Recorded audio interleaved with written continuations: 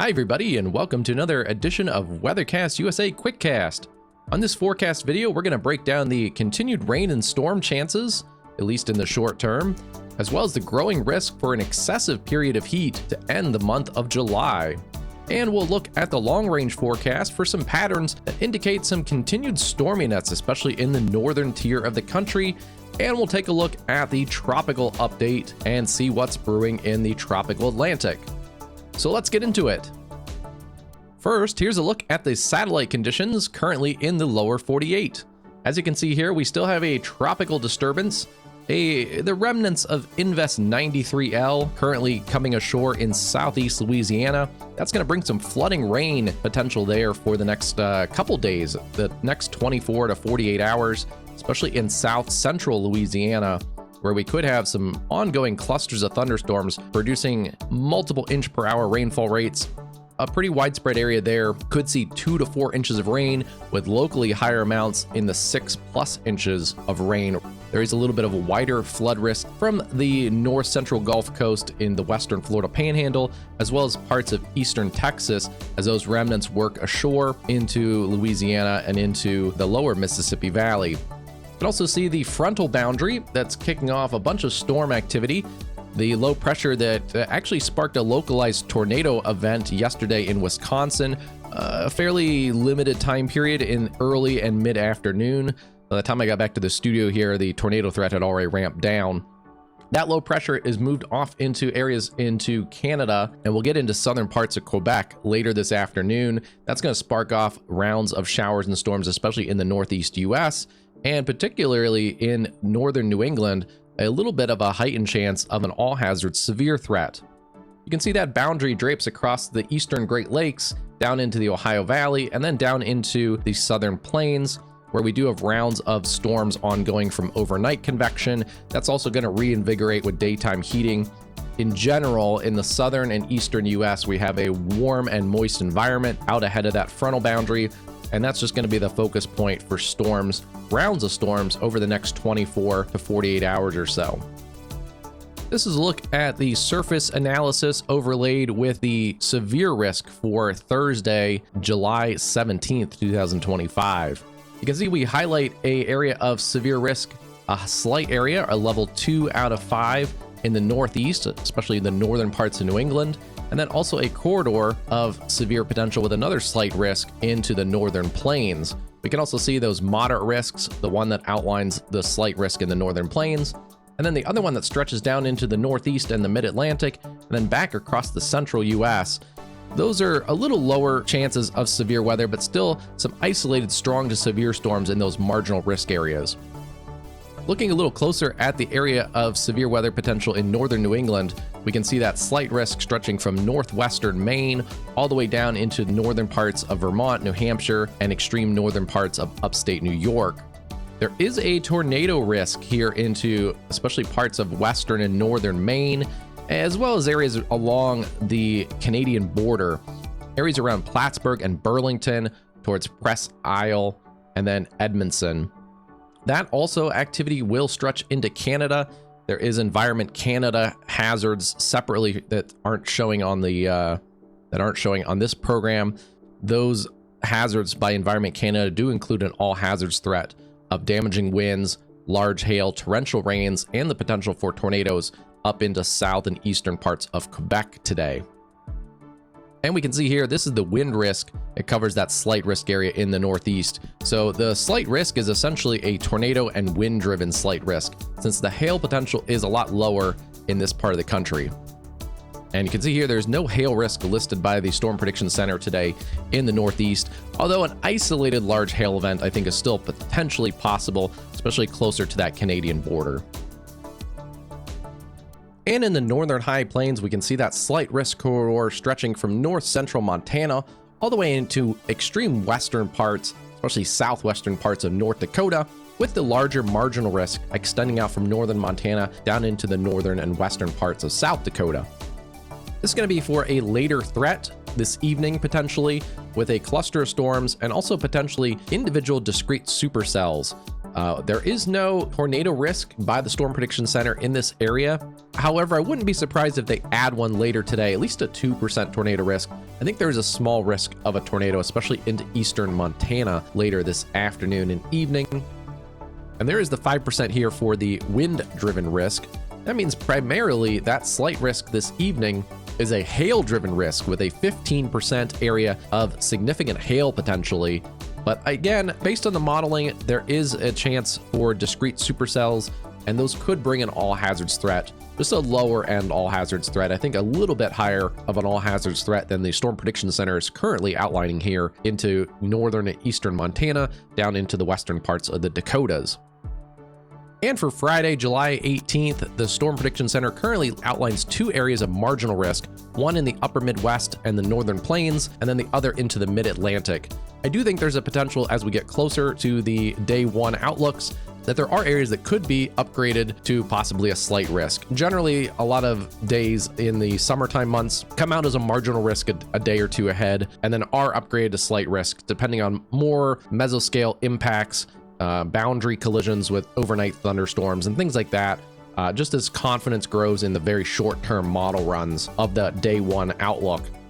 But in general, from about Minneapolis down to Rochester, Minnesota, and then across the I-80 corridor in Iowa and Nebraska, from Des Moines and Omaha back towards North Platte, and then into southern parts of South Dakota, we can generally see that marginal risk. Again, I think there's a potential that some of this gets upgraded based on day 1 outlooks and modeling. And there is a low-end all hazards threat for the afternoon into the evening here in the Midwest. Potential for tornadoes, but also hail and damaging winds, especially in that area kind of centered around Sioux Falls. But potentially parts of South Dakota, Nebraska, Iowa, and Minnesota could be under the gun for a little bit more enhanced area of severe activity. Some of the models suggest a possible mesoscale convective system developing and kind of working through this area. So we'll see about that. And then the other area of marginal risk tomorrow in the mid-Atlantic, from about Washington, D.C. into northern Virginia and down into the tidewater around Virginia Beach and out towards the Outer Banks. That area could have a little sneaky area of enhanced tornado spin very briefly, I think, tomorrow.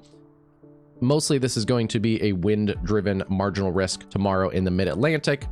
But again, with boundary interactions with sea breeze fronts and things like that, there are potential for a quick spin up with another cluster of storms. And then certainly this area has had a lot of rain over the last couple days, so there's potential for localized flash flooding as well in those areas. And then our current day 3 outlook for Saturday, that would be July 19th, 2025. We can see as that trough digs into the northern part of the country, there's still a marginal risk right now by the Storm Prediction Center from areas around the Great Lakes, from Indianapolis, Cincinnati, and Chicago, back through the I-80 corridor in Iowa and Nebraska, and then up into the higher plains and the northern plains into eastern Montana. Again, potentially there are some corridors in here that could see an all hazards threat with some tornadoes, but mostly it's going to be a damaging wind, and I think especially in the western part of this range, a hail threat. We could see upgrades by the Storm Prediction Center as we get closer to this event, and likely also some localized flash flooding. This area is another area here in the Midwest that's seen a lot of rain recently, and we could see some continued rounds of severe weather and also heavy thunderstorms across that region. So let's get into more of the model analysis and see what the models are looking at for the next couple days for the weekend, and then also a little bit of a long-range look at late July. So here's a current look at the HRRR, the latest run here this morning on Thursday, July 17th. We can see that ongoing cluster of strong storms in the central part of the U.S., especially from Kansas into Missouri. That's going to continue for the morning and early afternoon and likely spark some more development as we get into the afternoon. Then we can see those clusters of storms around that low pressure working into eastern parts of Ontario, into southern parts of Quebec. It's going to spark that severe weather in northern parts of New England later this afternoon. So you can see as those storms fizzle out in the Midwest, there's going to be new storms reinvigorated by some of those outflow boundaries, as well as daytime heating, especially across portions of Missouri, Illinois, Indiana, and Ohio along the Ohio Valley, as well as back into areas potentially into Oklahoma and Kansas. We can also see more storms developing in the front range of the Rockies, potentially some isolated flash flooding, especially in those parts, those higher parts of Colorado and also New Mexico. And then there's potential for even a couple stronger storms back into areas in the desert southwest from southern Utah, northern Arizona, and southern Nevada. Some of these are going to be dry thunderstorms, and there is a fire threat out in that region for some dry thunderstorms, with some increases in humidity and also moisture, a little bit of a monsoon type setup in the desert southwest the last couple days. And we can see those storms working across the northern parts of New England. And then later today, especially into the evening, we can see that couple clusters or discrete cells working through eastern Montana into the Dakotas. And again, some of those could be a little bit feisty back here into parts of the Dakotas. And then I'll stop it here. This is tomorrow afternoon. You can see those storms firing in the upper Midwest tomorrow, especially into southern parts of Minnesota, back towards eastern parts of South Dakota, and then working south and east across the I-80 corridor. You can also see again some scattered showers into the Ohio Valley. Also with that moisture, the remnants of 93L. We can see again more showers and storms tomorrow. Tropical torrential downpours again tomorrow with localized flash flooding from extreme eastern Texas through much of Louisiana and into southern parts of Alabama and Mississippi tomorrow.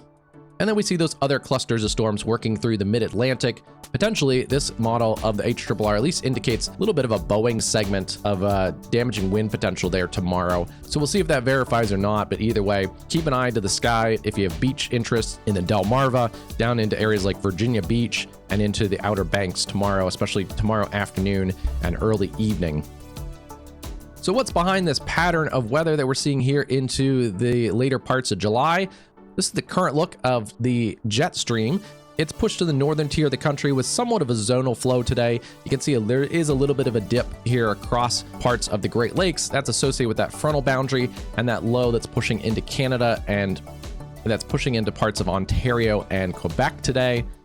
And you can see a little bit of that enhancement for the next dip that's coming into the northern parts of the northern Rockies into the northern plains later this evening. That'll spark that small corridor of some isolated supercells later this evening.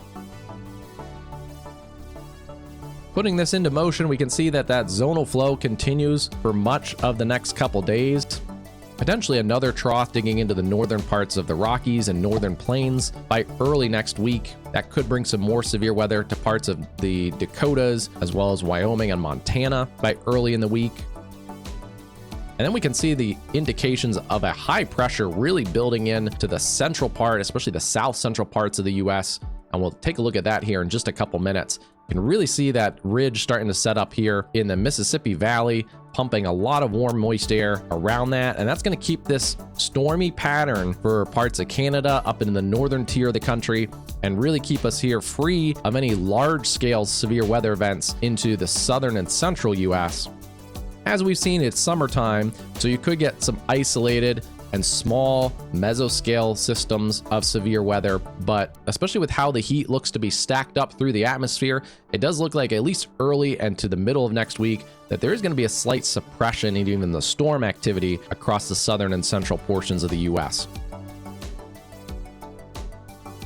And then going into late July and early August, it's a little far out, so this could change, but based on the last couple days of model runs, we do see a lot of consensus in the models that high pressure is going to continue in the southern parts of the US. This will shift to the west a little bit into more of the Four Corners, so that will shut off a little bit of that monsoon activity also in the desert southwest. And eventually, as we work into August, that's going to push a larger ridge even into parts of the west, and also force that jet stream to the north through Canada and the extreme northern parts of the US, especially the northern Midwest. That pattern is conducive here with a northwest flow across the upper Midwest of derechos, and it is that time of year when we do see an increase in severe weather activity across the northern Midwest and the Great Lakes. And that setup does look like there's a potential for continued rounds of severe activity with little disturbances riding around that ridge every couple days. There could be a potential here into late July and into early August for rounds of severe weather with damaging winds, large hail, and even some tornadoes. In the upper Midwest, this is climatologically the time of year when it's most favorable for tornadoes across the Dakotas, parts of Wisconsin and Minnesota. So do watch out for that if you have interest here along those beautiful lakes in Minnesota or the Great Lakes. Storm clusters that form up here in the afternoon and evening along the Canadian border in the Dakotas on one day often do make it down into parts of the lower Great Lakes overnight and into the early part of the next day. So there could be some belts here of some pretty significant severe weather across the northern tier of the country. We can take another look at this by looking at the temperature anomalies. And this is a little bit of a lower level temperature anomaly, but it does show that generally there's going to be a pretty big warm up, especially in that central and parts of the Great Lakes by later into next week. And this is going to be some pretty significant heat building across the Mississippi Valley from the mid-south up into the lower Great Lakes, with only the northern tier of the country, potentially the northern Rockies. And a few times we could see a little bit of a cool down across the Great Lakes and the upper Midwest with those disturbances. But again, that is going to bring the enhanced threat for some severe weather in a corridor from the prairies of Canada back down into the northern Rockies, the northern high plains, upper Midwest, and into the Great Lakes. And then as we get later into this model run, you can see that heat starting to shift to the west, a building ridge by the time we get into late July and early August. That is going to accentuate that northwest flow that I have already mentioned. So again, the corridor of strong storms across that Canadian border from Minnesota down into parts of the Ohio Valley, especially the eastern part of the Great Lakes, while we see a pretty extensive ridge building here. Could be some record-breaking heat, potentially. Again, it's a little far out, so we're going to get more details as we get closer to this event, but potentially some record-breaking heat in the Pacific Northwest if this model does verify. And one part of the country that's going to be in the heat no matter what, as the high pressure shifts from the south central part of the U.S. into the western U.S., is Texas. Texas has been below average in temperatures in July with a lot of above average rainfall. It looks like later July into August, Texas will be Texas here. It will be a Texas summer with triple-digit heat likely for many of those days. And yeah, as the high shifts from the south central part of the U.S. into the Four Corners, it doesn't look like Texas is going to get a break from any of that heat. The one benefit is we should see a decrease in precip in Texas. So it should be a little bit drier of a period. We are still thinking and praying about our friends in Texas recovering from the flooding disasters that happened in early July.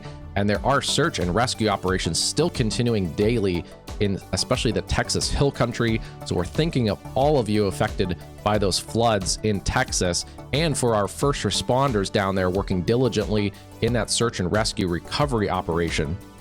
Again, it should be less chances of precipitation, but it's just going to intensify the heat, making that work of search and rescue and recovery even more tedious.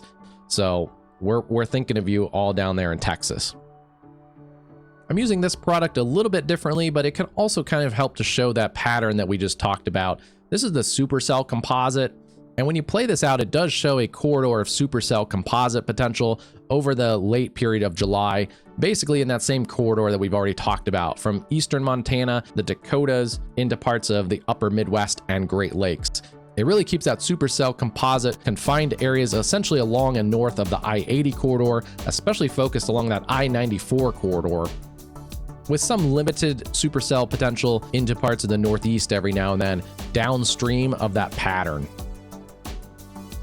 And again, these models are looking further out, so don't pick your spot on the map and really take this as a defined forecast for that specific hour of that day. But this is just looking at that supercell composite and just seeing the trends of the general regions. We can expect some enhanced severe weather activity. Supercells take a lot of ingredients. The supercell composite, I'm using it to kind of show those interaction points and show where that area of storm activity is going to be concentrated of ridge riding complexes and clusters of storms with the potential for an all hazards severe threat. But especially this time of year, we get the enhanced severe threat for damaging winds in the form of derechos. Those can bring embedded QLCS spin-up tornadoes as well, and some larger hail potential if there are more discrete, strong updraft storms. So again, using this in a little bit different of a way to just show that corridor of severe potential in late July, early August. And this is an example of the heat that builds into the central and southern US into the week. This is looking at next Thursday, and potentially here a wide area of 100s in the central and southern part of the US, from Kansas over towards St. Louis into the mid-Mississippi Valley, Arkansas, Texas, and then also we can see 90s, some of those even mid-90s pushing into areas here into the Ohio Valley, the Great Lakes. Potentially areas like Detroit, Toronto could see low to mid 90s by next week. This is just one day, but it's a pretty good capture of what we're looking at, an extended period of warm temperatures across the southern and central parts of the US, from Texas all the way through the southern and central plains and into the Great Lakes. The southeast stays hot. It's pretty typical into Florida and Georgia and the Carolinas to see some hot temperatures.